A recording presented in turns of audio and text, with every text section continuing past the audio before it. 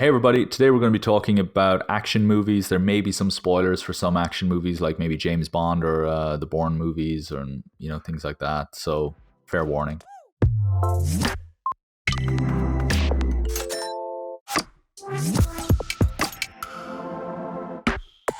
Hey everybody, welcome to another episode of The Script Department. I'm John. I'm joined today by Asim again, and we're going to be talking about writing action sequences and all the kind of challenges that go with that. Before we get into that, if you're a fan of this sort of thing, do check out our website, thescriptdepartment.net, for all the latest projects that we get up to, including script readings from our global network of screenwriters. Also follow us on social media. You can hit the links in the description. And if you haven't already, do check out our podcast, subscribe wherever you get your podcast, just search for The Script Department and subscribe to our YouTube channel as well. Nailed it. Okay, let's talk about action sequences. So writing action, when we talk about action sequences, we tend to talk about car chases, shootouts, sword fights, war scenes, Avengers charging into battle, Tom Cruise jumping across rooftops, all that kind of stuff. But it can be a very challenging thing for people to write. It can be, there's an old expression in screenwriting, the army charging over the hill is one line on the page, but it can be, 2 minutes of screen time. We do tend to take shortcuts when we write action sequences. The George Lucas famously wrote in Revenge of the Sith, they fight for what would ultimately be like a big epic lightsaber encounter between two characters. Lots of shortcuts can be taken in the writing process when it comes to writing action sequences, leaving it later to the production designers and the cinematographers and the stunt coordinators and all the different people involved in making and realizing that sequence, to kind of help flesh it out and storyboard it with the director and the writer. But for speculative screenwriters or people looking to write an action movie, maybe for a screenplay competition or something like that, that's not really an option that they have. They're going to have to kind of think this action sequence through. They're going to have to flesh it out. They're going to have to go into the details and the specifics and the nuances. And that's the kind of stuff that we'll be talking about today. It's also worth mentioning before we get started that when we talk about action, we tend to differentiate it from dialogue. And from conversation and things like that. We tend to think purely visual, purely movement based, characters doing things and that kind of speaking to their characters. But actually, dialogue is action as well. The when a character chooses to speak in a moment where other characters are afraid to speak, that's bravery. That is an action that character has taken that speaks to that character's ability. When somebody says something insulting in a moment where everybody's treading on eggshells, that again speaks to that person's character. And that is an action that they have taken. The choice to speak, the choice of what to say, these are all actions in and of their own. And so I don't think it's enough to just simply define action as purely visual and stunt based and all that kind of stuff. But it is an area that we will be focusing a lot on in this conversation. But it's worth highlighting as well the value of dialogue within action sequences, because it is part of that action as well. And we can get into the specifics of that as we go. So I guess the first question really is, what makes a great action sequence? And what do we look for in action sequences? Asim, do you have, I don't know, any favorites that come to mind, or any For me, I think with the latest movies from John Wick trilogy right now, and there's the fourth one coming, and probably the fifth. I think what makes it unique is the fight scenes itself, and how they are so different than the typical, action scenes that we saw in previous movies. And now we are seeing actually copycats to that kind of momentum of storytelling, and also the fight scenes like Extraction with James Hemsworth. And now there's a film on Netflix called Kate, and it's similar to John Wick. And I just wrote an article today, and it's going to be published tomorrow, about how copycats are trying to do like John Wick, but they can't, because John Wick is pure and he's more focused on it. And I think what makes it unique is there's very few dialogue in John Wick, And when it hits, it actually hits in on the characters more. And the fight scenes is actually telling us about his previous training and how he is capable of going through a huge number of the assassins and trying to get to that destination. And what makes it unique is the way of writing it. I read actually the first script for them. It wasn't called John Wick. It was called CERN or something like that. So it was didn't really have that action scenes that we see. And John Wick was in his late 50s. So I think what they did, and repeating your actually what you said in the first time, is that sometimes they write the action scenes, like say fight, like John Lucas, and in this one, I think they rewrote the entire script depending on the fight choreography and how they will actually embed it into that kind of storytelling. And I think one of my experience is one night actually did Meeting with the Devil, and there was this fight scene, this simple fight scene, but it takes 2 minutes, and the DOP and actually my friend as well, he's the co-producer, said, Asim, just write 2 minute fight scenes. You don't need to extract, do that for me. We already have a fighting choreographer and a fight choreographer who will do everything for us. And I told him that I needed similar to this kind of fight scenes, this fight scenes. So they actually embedded into the process. But I think what makes the fight scenes unique is when it actually be clear and when to start and when to end. And let's say if we take John Wick, a fight scene that he's fighting 8 people, we need also to see the number of the people that he's actually fighting. They're getting dwindling.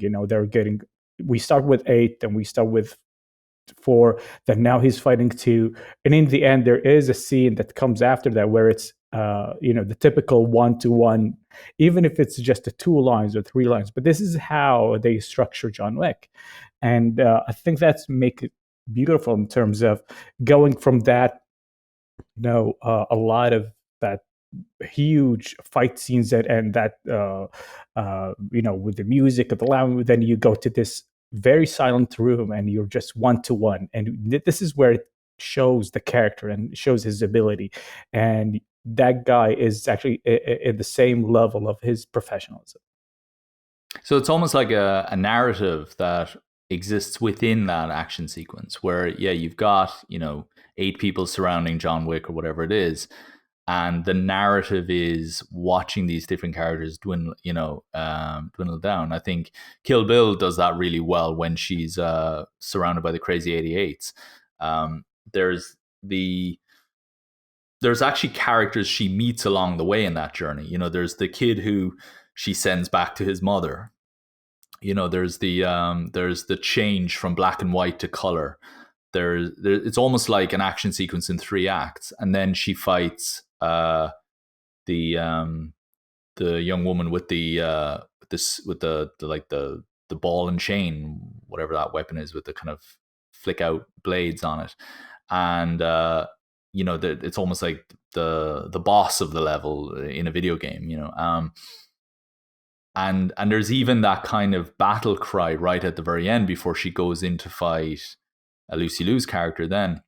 Yes. Where she looks out over the battlefield, and it's just this bloody floor, this bloody mess of bodies, people crawling to their limbs, and she says, no, leave your fallen body parts behind, they belong to me now, and this is a great kind of line. And it is like we've just been through the D-Day landings or something like that. We've just been through a war, and it's just it's just a mess, and yeah, I think great action sequences and the most memorable action sequences do always have their own built-in structure and narrative to them. I think as well about we talked about James Bond last week, the climax of Skyfall, the action sequence of protecting the house. Yes. Or defending themselves, shuttering themselves in the mansion, in the old empty abandoned mansion in Scotland as the men close in, the helicopter circles the house, all that. It's this escalation of threat. It's it's almost like a game of American football where you've got the offensive and then it's the defense's turn to become the offense. And okay, we're going to detonate a bunch of traps, and you guys are all going to be on the offense. But then I'm going to go to town on you guys later, and you guys are going to be on the defense. And then it's going to be flipped again later on when I'm now on the defense again because now I'm struggling. And it's very much that kind of back and forth, well paced, kind of very explored, very, very, very minimal dialogue in all of that. Really just shouting orders at soldiers and stuff like that, really more than anything.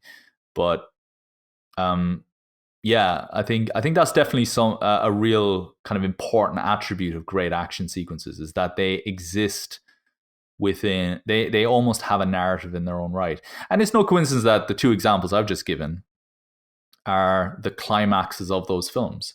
Yes. And it's, and I do say a great climax of a movie should almost be 3 acts in its own right anyway. And maybe that's a discussion for a different video. But I think that's something I look for in great action sequences, that kind of self-contained mini narrative where we're getting a sense of characters, not just our protagonist, and that the people that they're against, and it doesn't always have to be physical confrontations. I think it could be a car chase, it could be a battle of wits, it could just be running away from a collapsing building, but that along the way you are getting some sense of the world and the people who live in that world. I think that's important as well.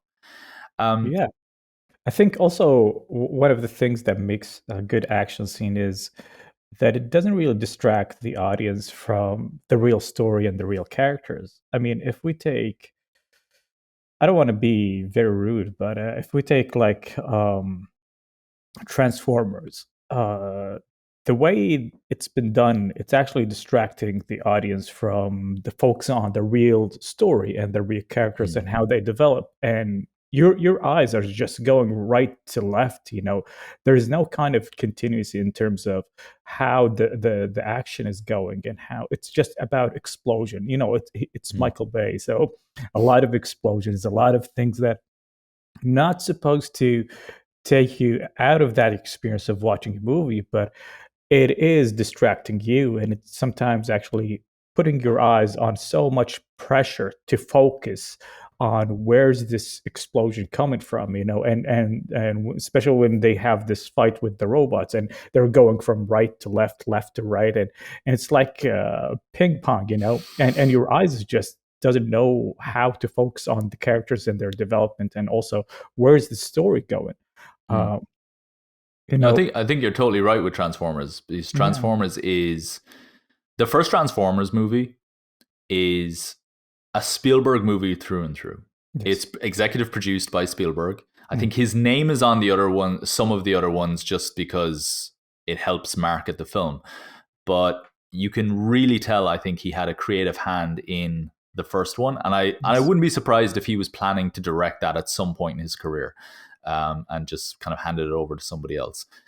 The idea of the first film is it's a teenage kid getting his first car. His first car turns out to be an alien. He wants a car to impress the girls or the girl he likes in school, and it turns out to be an alien. God, how unlucky, And that is the most Spielberg story you could ask for. The idea of kid getting his first car. That's such a George Lucas Spielberg idea. Let's explore teenage life, getting your first car, driving to McDonald's, for the first time, and trying to impress that person in school that you really have a crush on. Guess what? There's an alien in the trunk. Whatever. It's so quintessential Lucasfilm, Amblin Entertainment all over it. Michael Bay then takes it and makes it his own, puts his own stamp on it. It felt like those action sequences were there for the most part to enhance that kind of story, which was a very, like I said, a very Spielberg friendly story. When you move into the second and third films, then, and so on and so forth, it very much becomes, well, we need to set up the idea that this big giant robot is going to crawl up the side of a building, or we really want that spectacle of the building collapsing at the end of Act Exactly. One. So let's set up a bunch of things that allow, and it becomes very much about the actions. The story is in service of action sequences, not the other way around. And Exactly. going back to John Wick, it's weird for movies that have very, very little story in them. It never totally feels, sometimes it does, they don't always nail it, but it does feel for the most part that it's action sequences in service of great characters and storytelling. And that's how I kind of felt with it. And I think Yeah. that's what I take away from the kind of the Daniel Craig Bond films, which we discussed last week as Mm. well. I don't know. What do you think about that? Like, Yeah, I mean, with John Wick, you see, it's the fight scenes, or let's say the action scenes, is just a layer to the real underworld and to the hotel, the Continental Hotel. And now there's gonna, like what they rumored, is there's gonna be a TV series about John Wick, and it's more about the Continental Hotel and how they do business. And it's like going back to prelogue, to the old stories and how things happened and how this world created itself. And I think with the characters inside, they give it so much depth about why we are here and what does this hotel means to everyone else, and how's the rules going. It's actually like a country inside a country. So there is certain rules you cannot break. While you're out of the door, everything is loose. You can do whatever you want, but while inside, you have to obey by these rules. And I like that kind of control kind of vibe where you can do it, but you are not supposed to do it. Um, and and it it sets up gives, yeah. it sets up the idea of, it sets up rules for action. I'm glad you mentioned rules. Actually, John Wick is such a great example for talking about action, because so if you haven't seen John Wick, the idea is that there's all these kind of assassins and stuff going around the place doing missions or whatever. I think they're assassins, aren't they? I mean, Mm, yeah, yeah.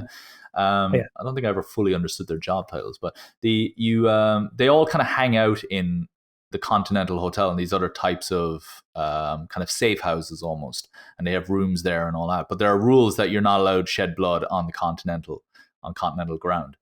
And there's the concierge that stands behind the desk, who he's very much this very polite, well mannered, almost like a younger kind of Alfred the Butler type Yes. character, where he's very good, sir, and can I get you anything else, sir? And but that, like, at some point, and then I think in John Wick 3, the guy is just a wizard with a shotgun or something like that, and he's just this incredible.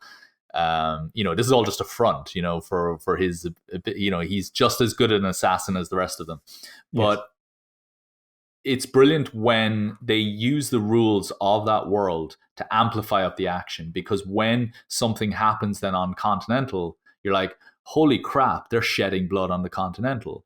And this action now has way more meaning to it because of how it sits within the rules of the narrative of that world.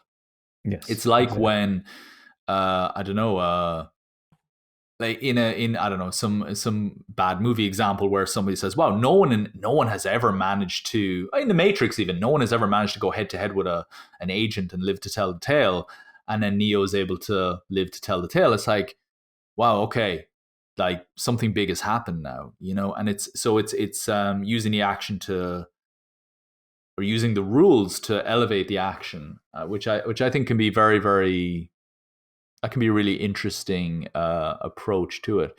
Um, I think one of the important things to talk about with writing action sequences, why we use action sequences. I think far too often it's, as we've talked about in some movies, it's the way to pad out the running time. It's the idea that, well, people have come to see action, therefore we're just going to give them crazy action. Okay. Uh, I don't think that's an easy, I think that's too easy of an answer. Yes. People want great story, great characters, and the action should be in service of that. I always say the ending of Endgame, Avengers Endgame, is such a phenomenally powerful ending. Not because it's a great battle, because it's not really a great battle. I don't really think it's one of the great battles of cinema history, but it is one of the most satisfying to watch because of uh, what it represents. It's the culmination of 20 something movies. It's 10, 11 years of incredible um, filmmaking practice all kind of rolled into one. It's a filmmaking achievement, and it's, it's the culmination of a narrative that's been 11 years in the making. And so that's where its real value lies. But I think a lot of the time, the rationale behind why great action sequences exist can be cheapened by the fact that it's just clearly filler or padding. Um, I Yeah, I don't know. mean, What do you think? there's a lot of films. I mean, when you see them, even if they are action, but you kind of see that the action is not really related to any kind of the story, or it's not related to the character development, and it's just there because they put probably the genre is just action and adventure, but in reality there is no action. It's just they are adding the action just for the sake of it, but it doesn't really serve the story. And I think one of the things that are actually sometimes it actually hurts when you see a movie and they actually say it's an action film, and then you realize that the action is there just as you say is just like to add so many minutes, but it doesn't really serve anything. And we always remember the old 80s and 90s movies like with the Rambo and Commando, and how they go and fight just for the sake of it. There's no goal in the end. A lot of their fight scenes are just as it is, just fight or action scenes, but they don't serve the story as well. Now things are changing. Everyone is smart. The audiences are smart. They're not like in the before. They don't really understand how to um, criticize, a film or a TV series.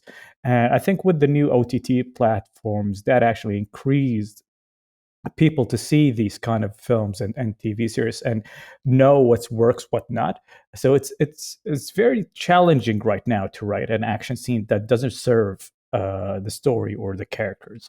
And I think right now with Netflix getting into so many quantity not quality, as they say right now, a lot of what they do is like, and one of them is just Kate, the one I told you about, is the action scene doesn't serve the story that much. It's just to show that she is tough, she is independent, she is fighting, she has some skills, she is a killer, but there is so many scenes that doesn't need any kind of any fight scenes. I'd rather see a silent or something that reflects on the character more than a fight scene, especially in a moment where she is hurt, where she is lost. I think that will add to her character and also to the audience to feel sympathy with her as well.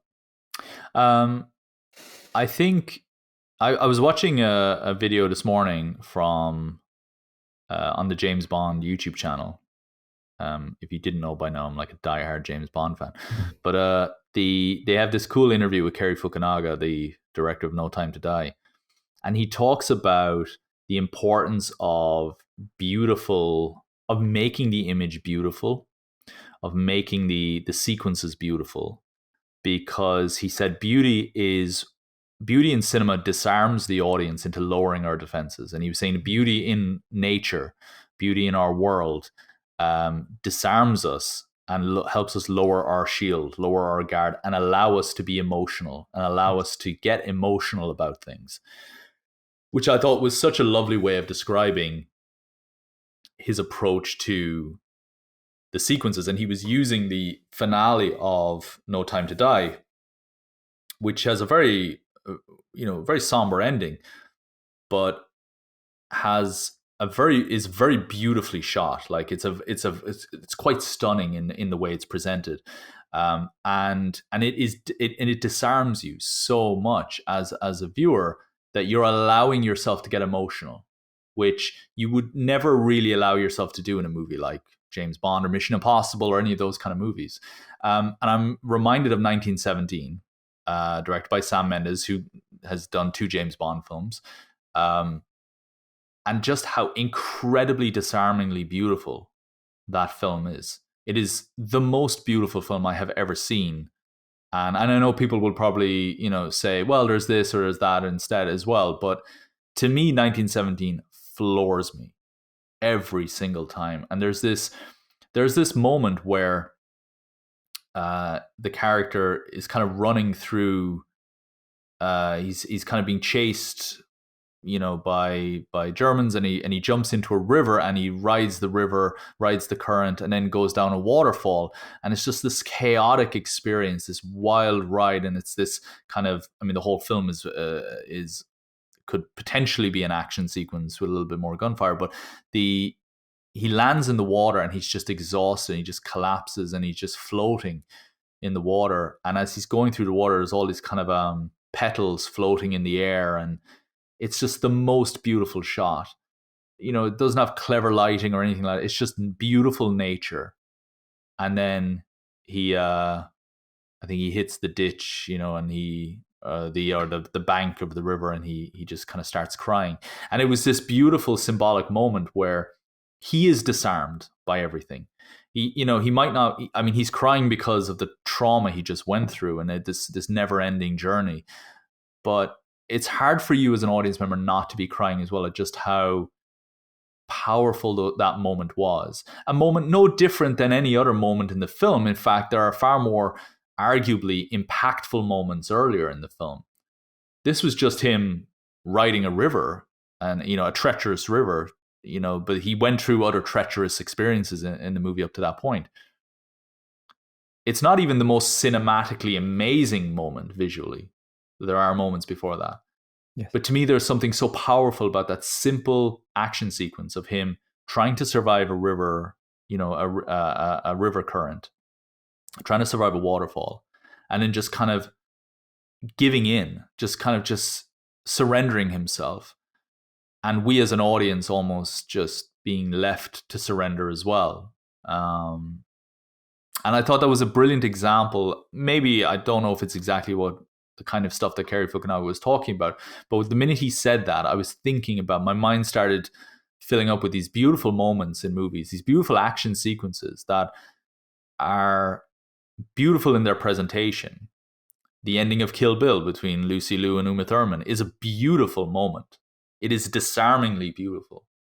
And you're able to get emotionally connected then to what takes place within that action. So I don't think it's enough to just simply have a great shootout. Yes. You've got to create a shootout that is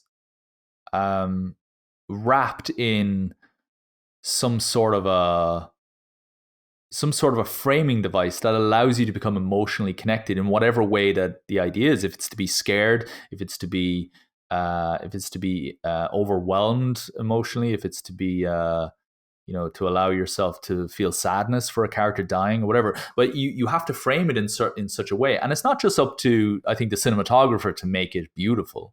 You can describe in the script how that beauty exists. And if you look at the ending of No Time to Die, you look at the ending of Kill Bill, or you look at any scene from 1917, that can all be beautifully described using the power of words on the page as well. Yeah, I mean, if we take as an example, I have just three scenes that pops into my mind, if you allow me.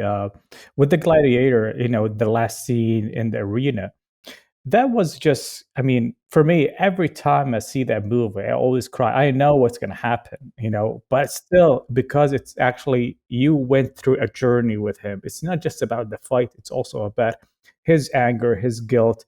What does he actually want to get in the end? He doesn't want anything. He want to die, but before he die, he needs to take his revenge. He doesn't care becoming a Roman emperor or anything.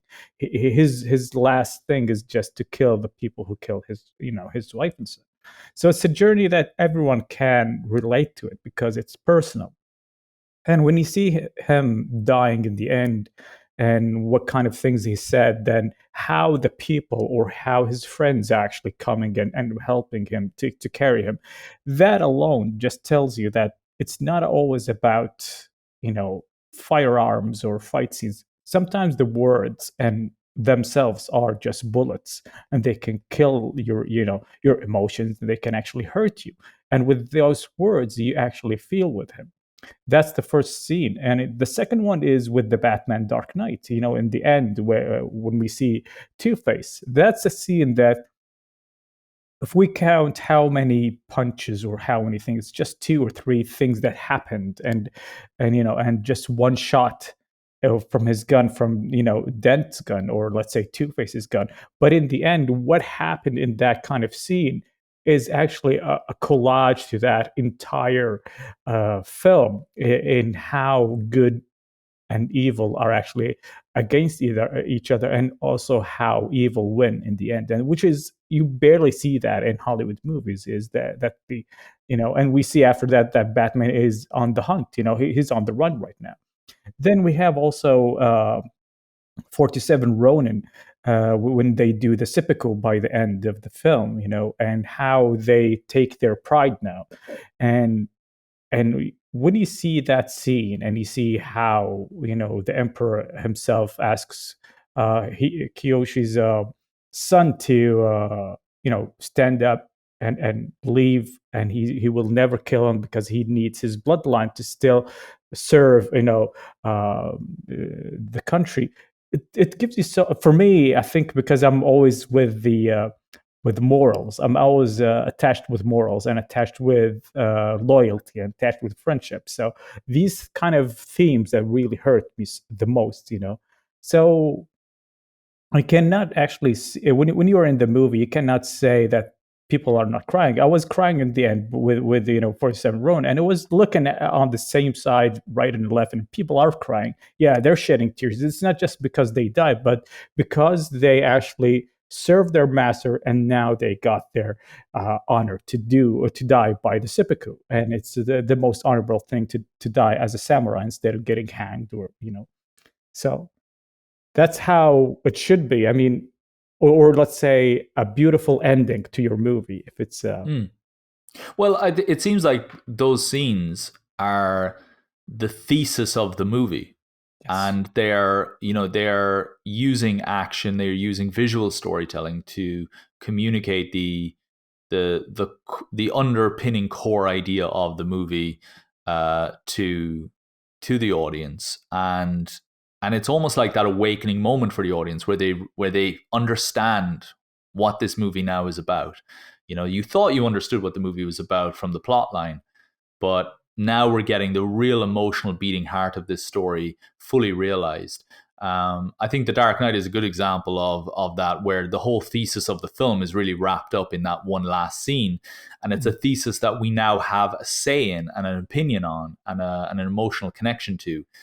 It's not just a lecture. It's something that we actually now have a say in, because we've lived that experience with Batman for 2.5 hours up to that point. I think you're absolutely right in that. For me, I think a great action sequence should also be about world building. Yes. And world exploration. When I was doing my master's degree at Bournemouth University years ago, we were shown an example of the Bourne Ultimatum, I think, which had just come out at that point. So there's a scene in the Bourne Ultimatum where he's running along the rooftops in Morocco, and he's being chased, or he's chasing somebody, or he's being chased by somebody, or whatever. But you start hearing the kind of call to prayers, and you kind of get a sense of the locals and how they live their lives there. And it's a great vehicle for exploring the soundscapes of that world, of that city, the people, the culture, everything. And it's not just simply watching a person chase another person. You're actually getting some real value. It's a tour. It's a tour guide, Yes, exactly. Now, I think that's that's something I didn't really take notice of the first time I saw the film, until it was mentioned in that lecture. I then immediately thought about Casino Royale and the opening scene where Bond is chasing a bomb maker and he's up on a tower crane and they're jumping through walls and they're parkouring around the area and so on. I actually don't like that scene. I don't. I think it's fine. It's very well made and very well executed, but it goes on a bit too long, Yes. and it doesn't really showcase the world and the culture of the world that we're in, like the way they do in the Bourne Ultimatum. And it's interesting because the Daniel Craig films were very much a response, I think, to the Matt Damon Bourne films and the kind of the new style of action movie that Paul Greengrass had kind of introduced with the Bourne Supremacy and so on. I don't know which movie came first, but it did feel to me that in their attempt to mimic certain aspects of the Bourne movies, they had failed to tap into the thing that the Bourne movies did really well with their action, which was they situated you in that world. Now, they kind of remedy that quite quickly, actually, in later films. But, when he's driving through Montenegro, I never feel like I'm in Montenegro. I could be anywhere in Europe. When he's driving through, when he's doing all those different things, it's only really when we moved into Skyfall, where I actually felt like I can pinpoint where I am globally, just from, the way he explores that piece, that area, or that set piece. But that's something that the Bourne movies nailed in almost every movie. You knew what country you were in because of the way he navigated those streets, because of the way that environment was represented. But it's his actions in that world. It's making use of the environment to amplify the action. Exactly. That's actually similar to, if we go back to the Exorcist film, the original one, the 1970. They start actually in Iraq, in Babel, and you hear the prayers, and you hear, and he passes by a mosque, and people are sometimes, they're praying. So it gives you and they let you for 5 to 10 minutes living in that environment to know that what he's doing. And at the same time, we actually remember the first Hitman movie that came out probably in 2008 or 5. I remember the first one because there's another one that's called Hitman 47. And that was in Istanbul, and they were giving so much about Istanbul, and they spent a lot of time. And if you went to Istanbul, where they actually went, and it makes so much sense, like what you said, like having some kind of a tour guide about where they go and how to do it and what kind of things. But yeah, they didn't do it that much like what they did in the Bourne, but I think they did good enough for Istanbul to expose it as it is. Yeah, I think we've put together a really cool list of, I think, best practices when it comes to writing action sequences. We've got and correct me if I'm missing anything, but we've got character driven sequences that are showcasing who the character is in the same way that James Bond likes to toss his cap on. Sean Connery used to like to impress Moneypenny by throwing his hat onto the coat hook from afar. That it's meaningful action, like in moments like that. Now, I'm not saying that all James Bond movies get that right, but that should be an aspiration, I think, for screenwriters when they're writing action sequences, to try and create meaningful action that speaks to who the characters are. I think we also want to make sure that we are making use of the environment, that it isn't just if you're setting it in a Eastern European city, for example, or you're setting it in a desert landscape or whatever, find the cultural aspects of that area and tie it in some way to the story so that it feels integral. If it feels like we got through this moment because we're in this place, maybe we wouldn't have been so lucky if we were in another place. That kind of thing. Making great use of your environment and having some sort of a thesis to the action. Even if it's something as simple as, I'm not as young as I used to be. It doesn't have to be something as as highbrow as the ending of The Dark Knight, where it's, you know, a philosophical debate about right and wrong and fair and unfair and so on. It can be something as simple as I'm getting too old for this shit, which is a Yes. common term from the 80s, you know. Yeah. Which Lethal that does Weapon. not, and that's a perfectly valid thesis Yes. for the scene, which is, you know, Danny Glover and Mel Gibson are just, they're not able to keep up anymore with the bad guys as they used to be. That's brilliant. That completely sets us up for way more interesting things to happen later. It sets us up for great conversations to happen later.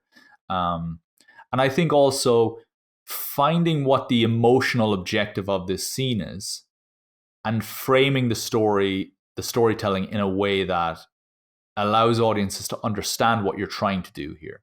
Like in 1917, it's very clear they're trying to disarm you and allow you to emotionally let your guard down. Like this soldier is now letting their guard down as they float through the river without any soldiers around.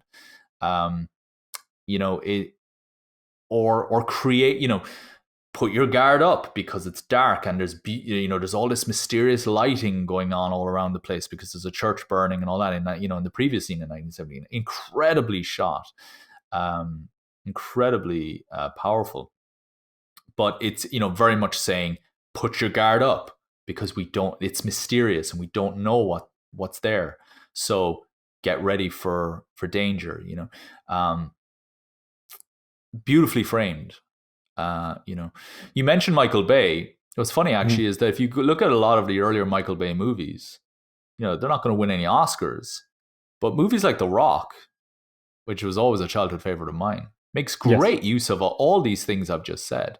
There are beautiful, disarming, you know, landscape shots of the island and San Francisco and the San Francisco Bay, and there are beautiful moments where, very powerful moments where characters are you know all guns raised, everybody locked onto everybody, lecturing each other back and forth, music amplifying, everybody put your guard up, you know, and it's really really tense. And there's some very interesting philosophical discussions to be had with Sean Connery and Nicolas Cage Yes. as well about, you know, life and all that, because he's this, you know, wise old kind of sage, you know, to Nicolas Cage in that film.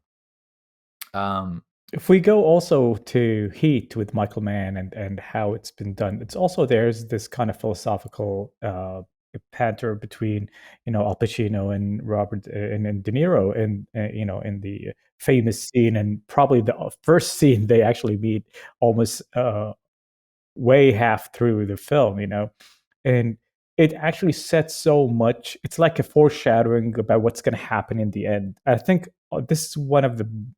I think you should actually imply some kind of foreshadowing in your action scenes and also in your script that will amplify the action, and people will know there is something worse coming. And we can see that actually in Seven, when actually Brad Pitt and you know, Morgan Freeman were in the bar, and he was said, "Don't get too attached. You might get shot or you might get killed in the end." And he said, "I don't know, maybe." And in the end, yeah, he loses someone and he shoots someone. And if we say, let's say, foreshadowing, for a lot of reasons, it makes so much amplify. It amplify actually the action scene and also amplify the attempt to go to that scene. You know, the more you put it, the more actually it serves the purpose of the story, and it serves the purpose for setting this, you know, setting the stage for the last action, or let's say the last act. And we can see that from also John Wick, or even with as you say, like with Keanu Reeves in The Matrix. Nobody actually stood against the agent. Then, bam, there he is. He's going against 3 or 4 agents, and it's so much tempting to see Yeah, some kind of foreshadowing. it's very true. Action sequences do not exist in a vacuum. They exist in relation to other scenes. Yes. And that can be other action sequences. You know, I failed in this moment. I failed in this moment. I'm not going to fail in this moment. You know, it could be something like that. But it's in the Bourne movies, I always say Jason Bourne is a very tragic character because he always leaves a part of himself behind in each movie. He always Yes. leaves with less than he had before. There's a great line in the. I always say The Wrestler is just a masterfully written tragedy, and uh, the soundtrack for that, the Bruce Springsteen song "The Wrestler," has a line in it. Um, I leave with less than I had before, and I always thought, wow, that is the perfect description of a tragedy. And it's so fitting that it's in that song. And Jason Bourne does that, but that only means something because we are shown the tragic nature of life as an agent. There's that great line from Clive Owen in the first Bourne Identity film, where you forget Clive Owen is in the Bourne Identity Yeah. as another agent from is it Blackbriar? I think so. Yeah. And he says, do you get the headaches? I get such bad fucking headaches. Mm-hmm. And it's that great line, I get such bad fucking headaches. He doesn't even want the answer. He just says it, And it's like, it sums up this whole idea. Like, we are tragic characters. And there's always going to be that impact on your personal well-being throughout these films. James Bond will always fix his tie. He'll always, whether he's underwater, whether he's on a collapsing train, he'll always manage to just fix the suit, There's always a little comedic kind of component to that. Yeah. And despite, the way that, the direction of these movies has gone, it's I think very much a comedic character, in the sense that he always kind of bounces back, for the most part. This is, the Bourne movies did a great job of foreshadowing how you can expect these action sequences to go. It is not, James Bond is not going to break his arm and be in a cast for the rest of the movie, because, well, how's he going to charmingly disarm a woman at a bar if he can barely pick up a glass,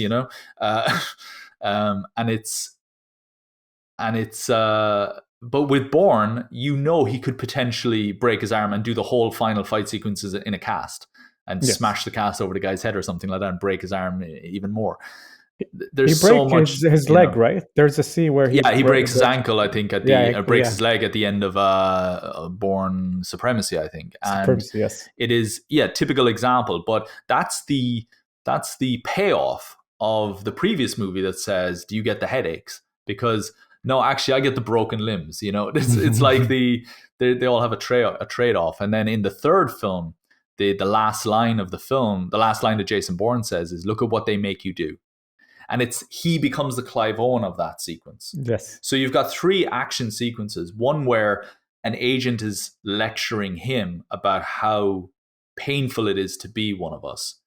Then you've got Bourne experiencing that in the end of the next movie, and then you've got at the end of Ultimatum, which I think is just a perfect trilogy of films. Absolutely perfect trilogy of films, no question. At the very end, you've got him then being the older agent and lecturing the younger one. Look at what they make you do, And he might as well just say, "Do you get the headaches?" You know what I mean? He might as well just say that. That will be a great circle. It would be, yeah. And also, just the ending of the Bourne Ultimatum. I don't think I've ever popped so hard in a movie theater. I had to restrain myself from screaming when he starts swimming. It's this beautiful moment where he gets shot, he falls into the water, and you think, and it's like at that moment where you're like, oh wow, I'm at the third part of this series. This is a trilogy. I forgot I was watching a trilogy. I forgot I was watching the end of a trilogy. Exactly. You kind of, we've become accustomed to there being more movies now in franchises, but I think when Ultimatum came out, it was still very much a trilogy. You wrap up the story at the end of a trilogy, and this is very highbrow filmmaking as well, so you're expecting it to just be self-contained. And it's, easy to forget that now if you're watching the Bourne Ultimatum for the first time, but back then when it came out, you are thinking, this is the third act of this trilogy. Like, this is pretty definitive. This is the end. Yes. And when he gets shot, you're thinking, yeah, this is kind of how it goes, because every movie has ended in, even though the Bourne Identity ends in a positive, you are left with the whole, there's something, it's not, yeah, Mysterious. There's a lot of he mysterious lived to behind it. fight another day, Yes. and Yeah. the Bourne Supremacy, he barely lives to fight another day. Mm. In this, it's like, will he live to fight another day? Because they also foreshadow who he was. He was not a Mm. nice guy before he joined the agency. Like, they show Yes. him doing terrible things in his training. He kills an innocent soldier and so on and so forth. He does terrible things as he's being kind of brainwashed, and so you're kind of feeling like, he's gonna get his comeuppance. Surely he falls into the water, and then they leave it.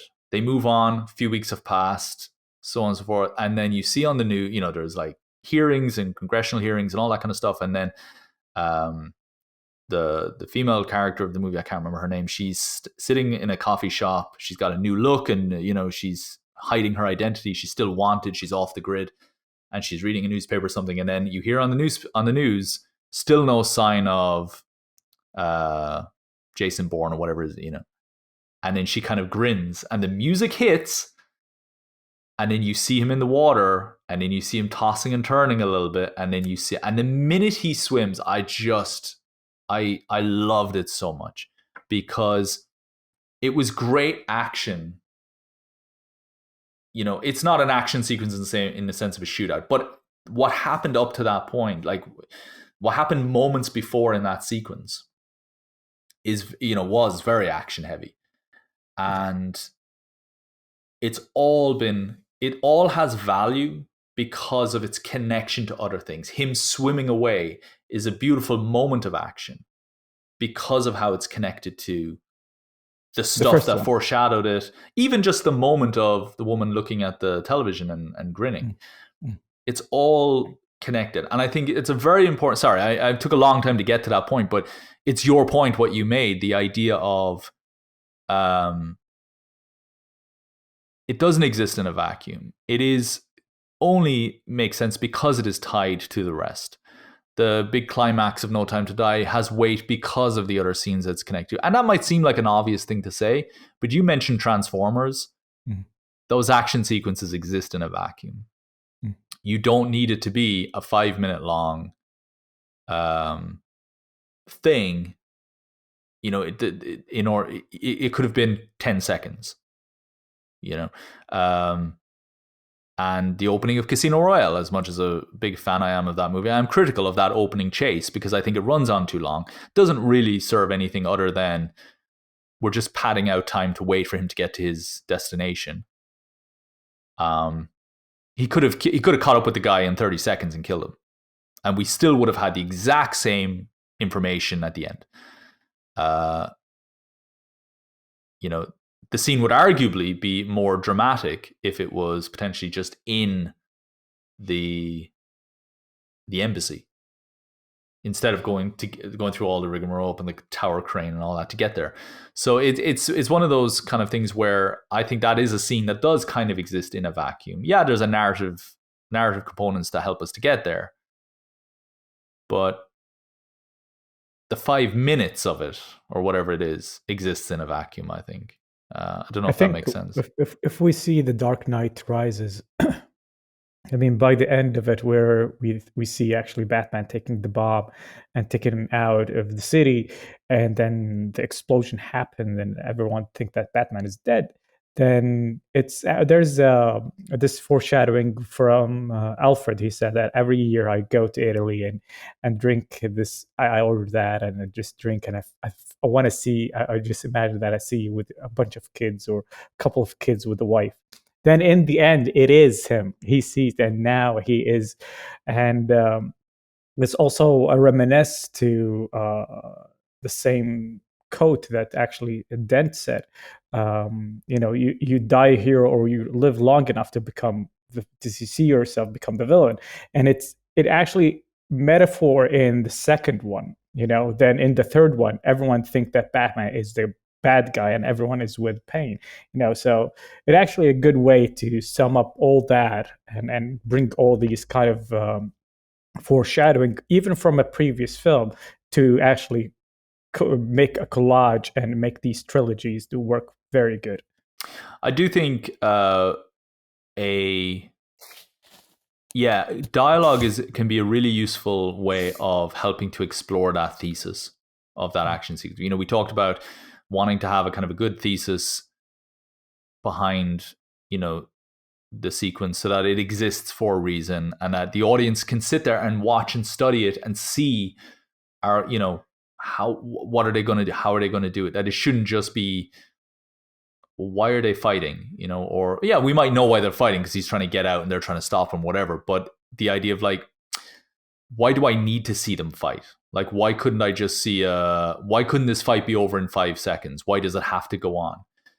When I, again, sorry to keep banging the drum, but when I go back and watch that Daniel Craig chase, I don't know why I have to watch it for 5 minutes. I have no problem watching it for a minute, and I enjoy, you know, up to a certain point. But after a while, I'm like, okay, it's time to move on now, unless there's a thesis in here. Yes. And the thesis of that scene is, I don't care if I'm in an embassy, I'll still shoot you. And then M obviously scolds him for that. And so you are setting up his character. But do I need to see loads and loads of him chasing and jumping around on tower cranes and all that for 6 minutes or whatever it is to get to that point? No, because anything we learn from that has no bearing elsewhere in the movie. This is a movie about people playing cards. You know, he doesn't really, I mean, yeah, I think has a bit of a chase around Venice at the end, but you don't need to show me that he's good at parkour or that he's, you know, able to kind of run through, you know, plaster walls and stuff like that in order to show me that he can survive the Venice shootout later. I mean, we understand that Bond is made of some tough fiber, you know, you don't need to show me that for 6 minutes. Yeah, so I do think dialogue can be a really great example. And I think back to Lethal Weapon, for example. You know, I'm too old for this shit. You know, that's the thesis of your action movie, of your action sequence. But if you show me a scene of Danny Glover's wife, Riggs and Murtaugh, isn't it? If you show me Murtaugh's wife saying, "Okay, you two, go easy. Remember, we've got the party on Saturday. You know, don't end up in the hospital." And then as they're doing the sequence, it's like, oh crap, are they going to end up in hospital? What's his wife going to say when she sees the big scratch on his face or something? Like, that one line of dialogue can give so much value then to that action sequence that you as a screenwriter are in control of. Because that's the point here. You know, we could talk forever about all the choreography and all that kind of stuff, but at the end of the day, you know, you're not really going to have much of a say in that kind of stuff when it gets filmed. It's going to be what the stunt coordinators feel comfortable doing. It's what the actors feel comfortable doing and all that kind of stuff. You're really only able to control what the story level components of those scenes are and presents a sense of their pacing. You actually undergone some interesting training to write action sequences, didn't you? Yes. When I was actually taking screenwriting in Vancouver Film School back in Canada, I wrote a novel before I go there, and it's a fantasy novel, and it involves a lot of fight scenes, and especially with the swords, you know. So I took a 3-month course in sword fighting to amplify how the sword should be handled and what type of sword and how to blow and how to block it and write it in a perfect way, you know. I'm writing a novel, so you have to be detailed about it. And also, it actually helped me to imagine the fight before it happens. And now I have a better, clear vision on it. And I think every writer should have this kind of experience if he's going into. I'm not saying you have to be a professional, but at least tip your toes a little bit into having some kind of training, at least a week or 2 or 3 weeks, you know, into any kind of fight scenes you're going through. After I finished my fight scene, you know, my sword fight scene, I took another 3 months a fight technique called Escrima. It's what Daredevil is actually doing. It's very similar to Jiu-Jitsu, but you can use any kind of thing next to you on your table as a weapon. And they say even a plastic water bottle, can be a deadly weapon in your hand. And I was trying to tell my instructor and my coach that if I'm gonna do this, if I'm gonna do, he said, Awesome, we're not in a movie. This is real life. This is how you should do it. And he was showing me things that in the movie it happens because it's beautiful, but in real life it doesn't. If you do it, you will be dead. So that actually taught me so much about discipline. And also I was writing a superhero kind of story that actually implied into it, and it gave me so much about what kind of weapons he's using, what kind of style he's using, and where is his strength, where is his weaknesses, and how can he actually block. And it helps so much about evolving your writing as well, and to get into that momentum and to understand it and also feel it at the same time. I think that idea of realism and credibility is something that I totally agree. I mean, I don't think it's possible for writers to always go under, go and do training. It's not always going to be possible, No, no. and sometimes the audience will prefer unrealistic action than others. I mean, I only learned recently, which is strange given the kind of video games I play and the kind of movies I've grown up watching. I mean, James Bond has always used silencers. Silencers are not silent; they're incredibly loud. And Yeah. somebody actually did a video. So there's a scene in John Wick 2 where they're walking. One guy is walking up on a kind of an upper level of a subway station or a mall or something, and John Wick is walking down below, and they're both shooting it at each other with silencers, and they're both missing, and no one can hear them at all. And somebody did a video on YouTube where they edited the sound with real silencers, and it's like real banging sounds. Like it's Yes. really loud, very loud. There's no way nobody around you doesn't see this, or doesn't hear this. And that was a real eye opener for me. The idea of, oh wow, we're using silencers incorrectly in movies. Like everybody is using them incorrectly in movies. I've never seen someone use a silencer in a correct way. And I mean, maybe there have been, but I can't recall. And it does make me wonder, or make me realize, that audiences are happy and filmmakers are happy to just live in their own bubble of what they think action should be. If it's good action, if it's fun, if it serves its purpose, who cares if it's real? But I do think there is such value in doing it accurately as well, because now you stand out from everybody.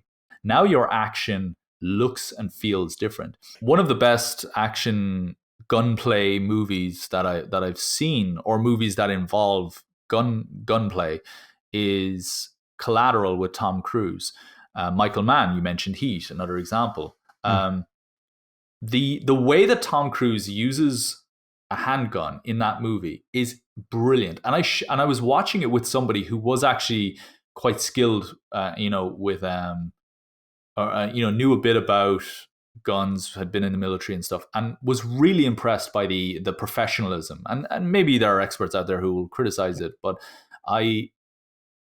he does this thing where he'll shoot you in the chest and then he'll shoot you in the head, and he'll do it like chest and head, and it's because you want to make sure it's done in like a very particular way. It's like the chest is like the way to shock them and disarm, like, and make sure like you knock them back, and then the head is just to kill them, and there's I think, but he does like 3 shots. It's like 2 in the chest, 1 in the head, or something like that. Yeah. Or it's 1 in the chest, 2 in the head. I know there's like this very religious approach to it. It's very methodical. He follows this system to a T in every time. And there's like a moment where he doesn't do that. He does the 1 shot, 2 in the chest, and the guy falls down, and then he stands over him and he's like looking around, and he just shoots him in the head automatically. It's just reflex. I haven't shot you in the head. I have to shoot you in the head. I mean, the guy's gone. There's no way he's coming back. But you still have to shoot him in the head, and it sounds all very gory and bloody saying it out loud, but it's I loved the authenticity that seemed like it brought to the film, even if it's not. Mm. I don't know if it is. I don't know if there's a need for him to do that in it, but it feels like, yeah, I haven't seen that kind of dedication or that kind of methodical approach to gunfire before.